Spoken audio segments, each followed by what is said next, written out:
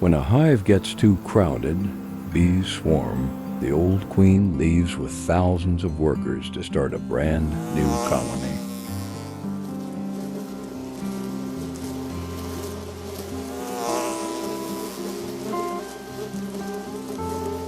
This swarm landed on a tree limb. Our beekeeper gave it a firm shake, dropping the cluster into a 5-gallon bucket.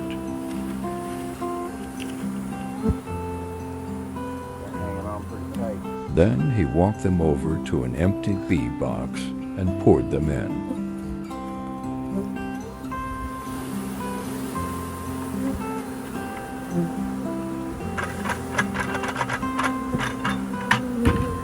If the queen's inside, the rest will stay and begin building comb, raising brood, and gathering nectar.